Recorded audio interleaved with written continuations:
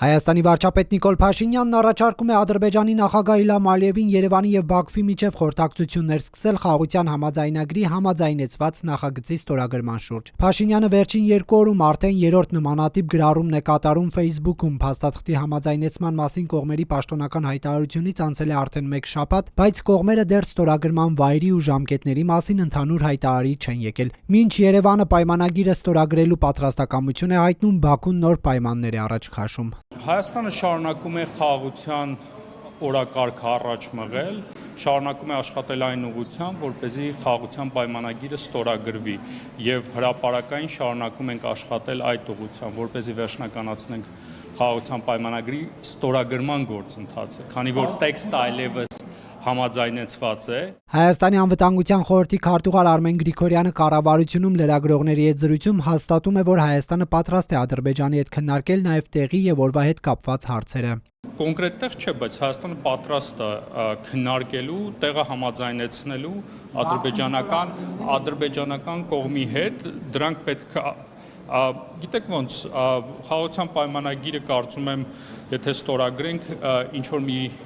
բալանսավորված տարբերակով կստորագրենք։ Տարբեր են խաղաղության ձգտող Հայաստանի եւ Ադրբեջանի մոտեցումները։ Ալիևի վարչակազմը համաձայնագրի համաձայնեցված լինելու մասին հայտարարելուց անմիջապես հետո տեղեկատվական պատերազմ սկսեց։ Այդ պայից սկսված Բաքվից արդեն 10-րդ հայտարարությունն է հնչում այն մասին, թե հայկական զինուժը կրակում է ադրբեջանական դիրքերի ուղղությամբ։ Հայաստանի պաշտպանության նախարարության հակադարձումներին, որ դրանք կեղծիք են, այսօր միացավ նաև անվտանգության խորհրդի քարտուղարը։ Դրանք մենք համարում ենք կեղծ լուրեր։ Վարչապետը նշել է, որ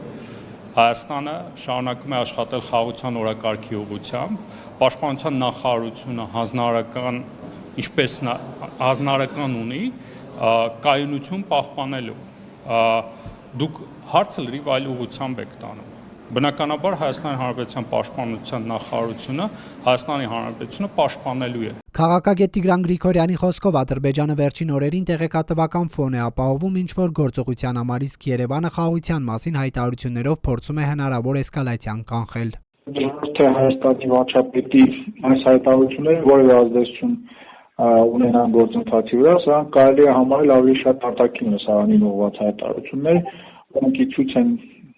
դնում Հայաստանի կառավարական եւ Ադրբեջանի ապակառուցողական մոտեցումը։ Ընդդիմադիր Հայաստան խմբակցության падգամավոր Աննա Գրիգորյանը չի կարծում, թե Փաշինյանի գրառումները կարող են իրավիճակից ելք լինել։ Այն որ Նիկոլ Փաշինյանը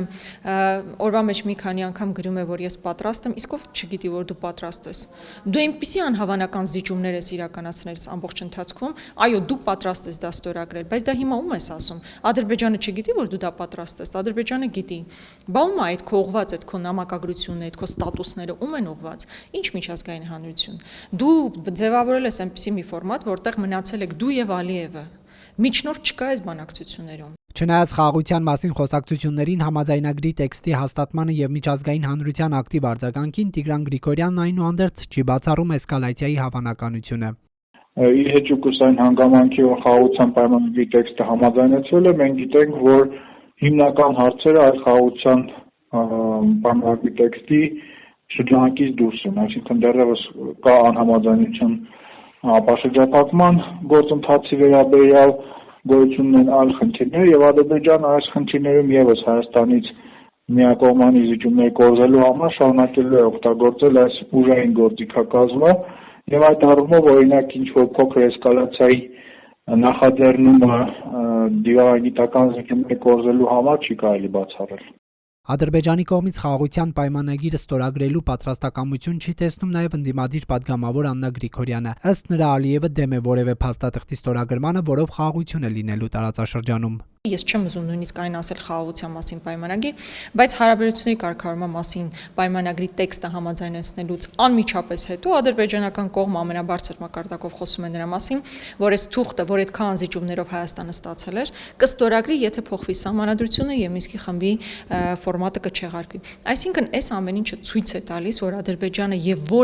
որևէ փուլում նպատակ չի ունեցել խաղաղության հասնելուն։ Նշենք, որ չնայած համաձայնագրի նախագծի տեքստի համաձայնեցված լինելու կողմերից որևէ մեկը չի հրապարակում ամբողջական տարբերակը, որը բաղկացած է 17 կետից։